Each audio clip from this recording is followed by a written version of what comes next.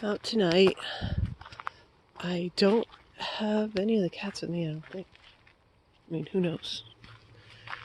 It's dark out here. You never know. Maybe there's one or two following. I came out because I thought I'd try to film the fireflies. They're just starting up for the year. I have no idea if it's going to pick them up or not. They'll get crazy as the weeks go by. Another couple weeks and it'll be like massive twinkle lights this entire path here.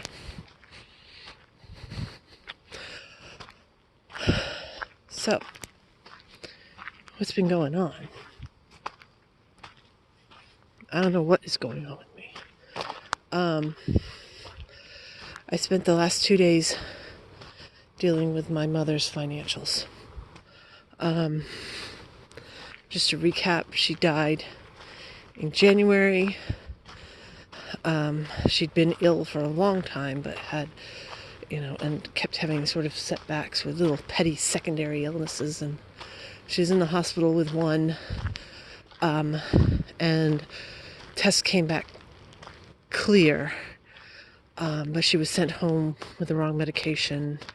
And instead of going back to the hospital, she chose to call a hospice and basically died very quickly. And considering relatively suddenly and unexpectedly, there was quite a few things that she could have died of. It was really stupid how she died.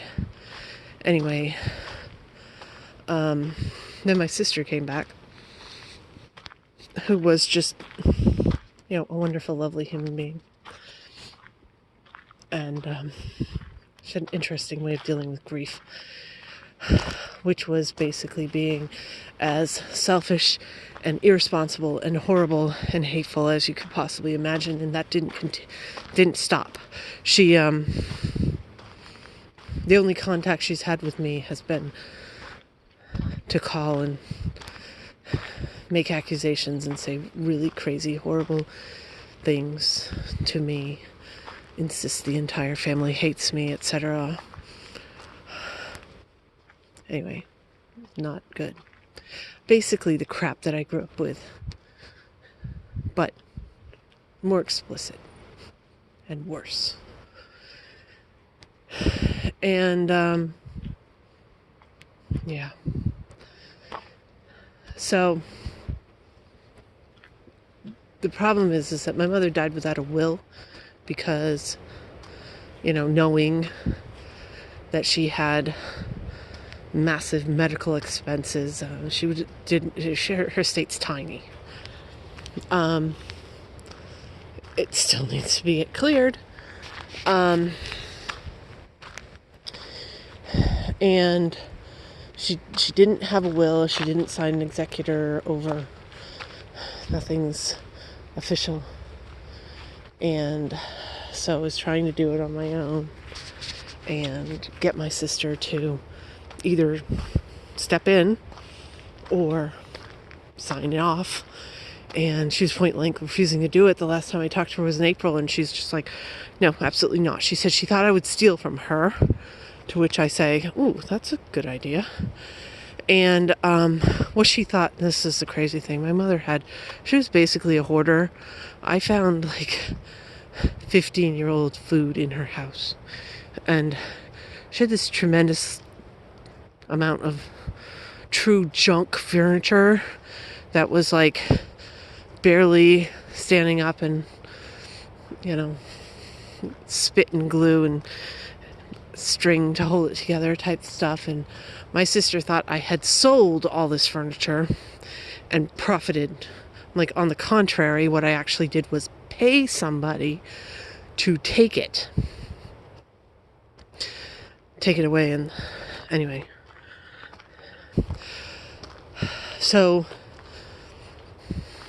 what's happened is I've been waiting and hoping, because I'm an idiot, I'll tell you point blank, I'm an idiot, waiting for my sister to come around, snap out of her grief, or whatever the hell her problem is, be a decent human being and participate Even though, I sent her the paperwork and she wouldn't even pick another person to sign on, that could do it. I was just like, pick one of our cousins or aunts and uncles or anybody, somebody who is willing to do it, because she's just like, I'm not even going to touch this stuff. She wouldn't do herself. She wouldn't sign off on it. It was horrible. But I kept waiting, thinking that maybe she's going to come around. I mean, come on. She's an adult.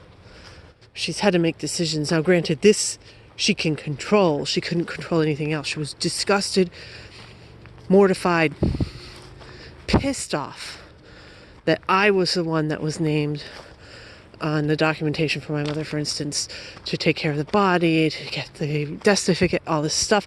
That's just because I live here. My sister doesn't live here. My mother wasn't sure that she would show up, because my sister's flighty like that. She's always been like that. So that's what the deal is with my sister. Anyway, the thing that pushed it over the edge was that week and a half my son graduated high school, which is a huge deal. It's been an incredible challenge for everybody involved to get him to that point.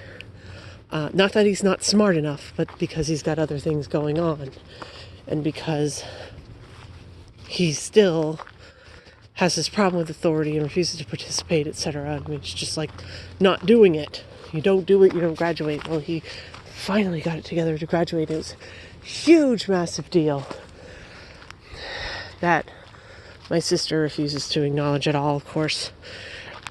But the thing that really flipped it for me, by the way, it's super dark out here. I've got the moon, but I keep thinking I'm going to walk into a porcupine or something. Anyway, her daughter, my niece, was in the Brownies, Girl Scouts, and her daughter moved from being a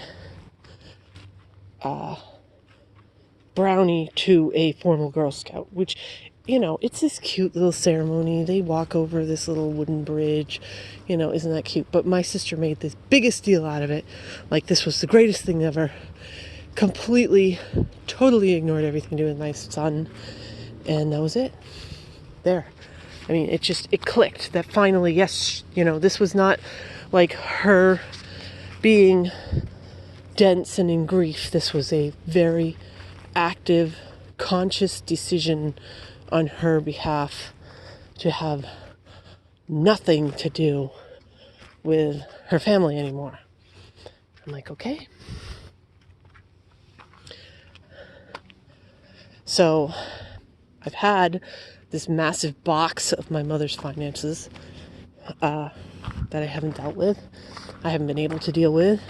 Problem is you can't actually do anything legally with her finances because there's no executor, because she didn't have a will and nobody will sign off on it. So I'm like, forget this. I'm going to go to probate court. I will petition to be the executor. I'll have to go to court and be in court and have a trial and have a hearing or whatever the hell it is in front of a judge. I've got all the documentation. I've tried to reach out to my sister and she wasn't there, and that I sent all this stuff to her trying to get her to pick something, and she didn't, she wouldn't, and who knows, whatever. The judge might pick a third party. Who cares? It just needs to get done, right? So I went to probate court.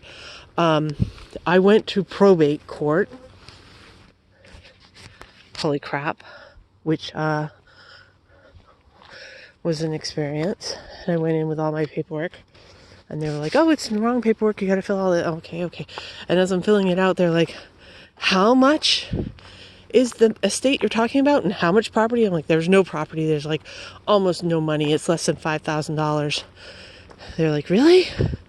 Okay, well then call her bank and see if they'll take something called a small estate affidavit or something like that, in place of actually going to probate court. I'm like, okay, cool, I'll do that. And I called them. They said, yes, show up, bring the death certificate. Like, okay, cool, I got that. And I showed up and they said, well, it's been more than 90 days or whatever it is, some requirement. You can start to see the fireflies a little, maybe. Anyway, bada boom, bada bing, about a half an hour later, I had check and my mother's accounts are emptied. And I'm like, holy crap. I have this big fat check. I went through like this massive emotional fallout, and I could kind of understand where my sister's coming from, because I don't want to cash that. I mean, you know, my money situation has not been great, but this really felt like blood money from my mother. And I didn't want to cash it, and plus I didn't want to deal with the rest of it. I'm like, okay, so I put it away. I'm like, I'm not going to cash this check. I'm just going to like sit on it for a little while. And I'm, you know, because there's still all this stuff you have to deal with. Oh, I'm getting eaten up by mosquitoes. Have to deal with, you know, all my mother's bills and everything else. And I don't know what possessed me other than I've got to be in my bonnet. Moon's up there. I'm going to turn around. It's getting really dark. I don't know what I'm walking in on. I'm mostly afraid of walking into like a pond or something. Anyway,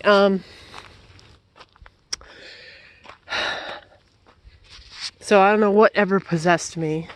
Like I said, at first I was like really like bummed out by this stupid check that I have to deal with, and I have to figure out how to get half of it to my sister and everything else. And I'm like, okay, well, why don't I just start calling? I mean, I was told by the court that we didn't need a probate, so let's try.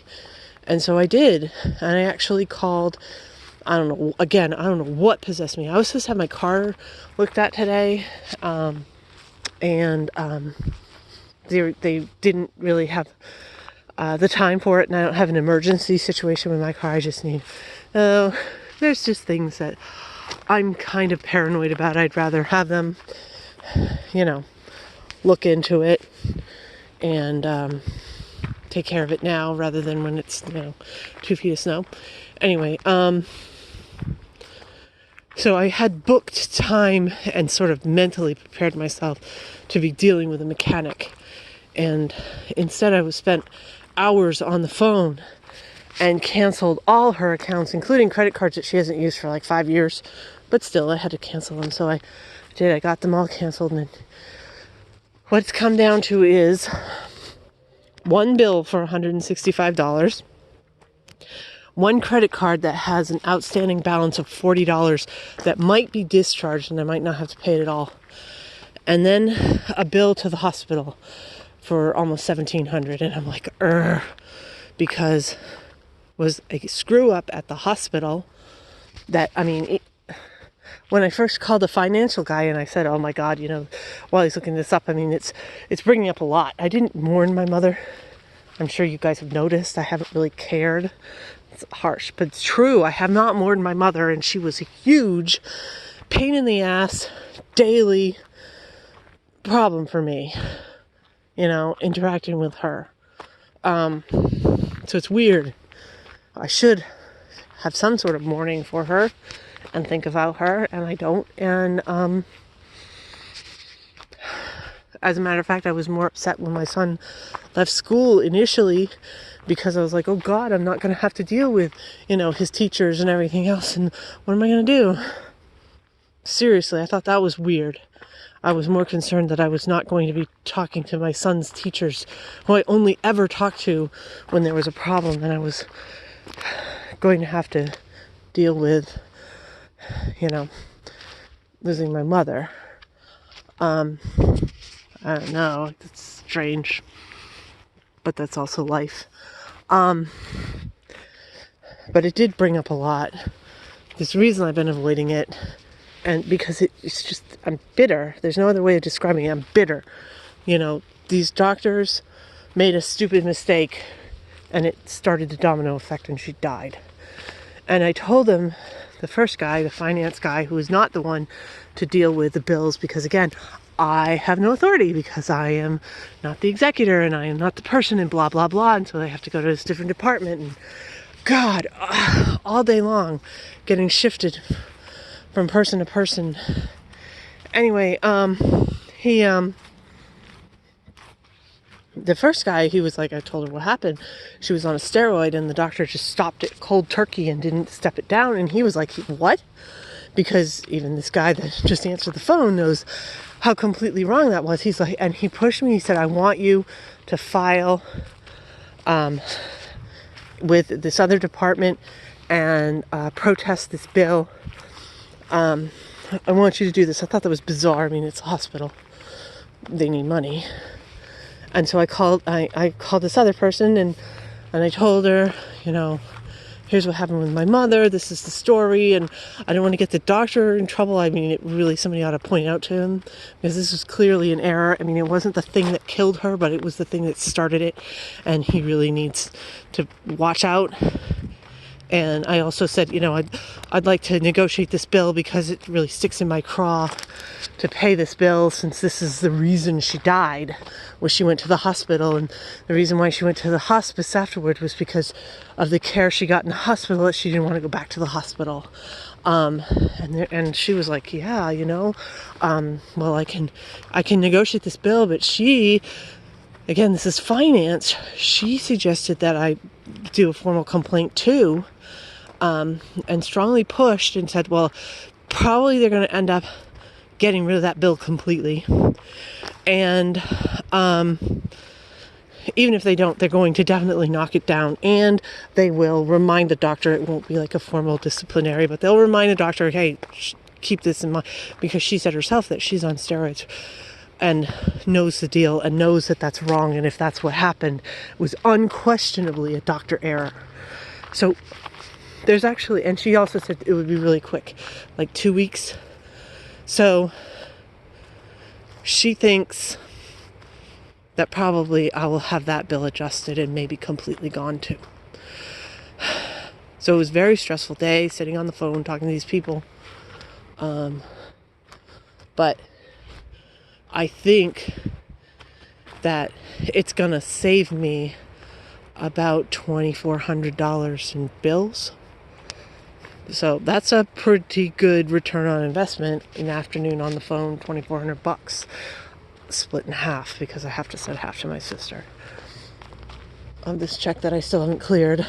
And I'm not going to. I'm going to wait until I have all the bills and everything. And then get the check, cash the check, write the bills. And I'm actually going to send certified checks and charge my sister for them. Thank you very much. So that I can have proof that it was paid as it should, and that the money that's in my account is really mine, and I can't have her accuse me of stealing. Anyway, that's what I've been doing for the past 2 days. It's exhausting. It's absolutely exhausting dealing with these people. I don't know what's up with it. Now, this is one of the things that I think to be true, and my diagnosis backs it up, is that I don't think I have social anxiety. I definitely have avoidant personality disorder, but I don't think that I have social anxiety. This is anxiety provoking and stressful because I'm dealing with my dead mother, obviously. You know, I'm dealing with this emotional fallout from my sister. So it's really stupid to feel emotional. I think on one hand, I mean, it's just fucking money. Who cares? But it is. It's just a fact. It is an emotional thing, dealing with my mother's estate. But I was able to call all those people. And I understand that there's variations and differences with people with social anxiety. But I'm making this video. And if I had social anxiety, I wouldn't. You know? I really think that. And again, I don't have a diagnosis of social anxiety. I have one of avoidant personality disorder. So I really think that if you're listening and hearing I can do this and I can do this, and the things that I'm doing, I mean, some things I do, it just blows people's mind. And I think that's why I think that they fuse them together. and think that if you have avoidant personality disorder, you automatically have social anxiety. I don't believe that's true. I bet it's like really common, but I don't think it's guaranteed. They're two different things. I would also explain why I absolutely have no reaction to any medications at all, because social anxiety does react and respond to medications. Personality disorders don't. So, which is why I tell everybody, if you think you have this, if you've got a diagnosis and they suggest medicine, go ahead and try it. It might work. It might work partially because you might have a comorbidity. Can you see those? Some fireflies. Like I said, I've been bitten by mosquitoes. It's not as buggy as I thought. So I guess we don't have as many bugs out here. I mean, I suppose that's good. If there's no fireflies, and there's also no mosquitoes. But I don't know. So I guess, I don't know. I usually try to give a tip on how to cope with avoidant personality disorder. And I don't really know. Like I said, I think because, when you call these people, you don't see them, you don't talk to them very long, you're not interacting. They might think that it's super personal, but you're never going to see them again. You're never going to talk to them again.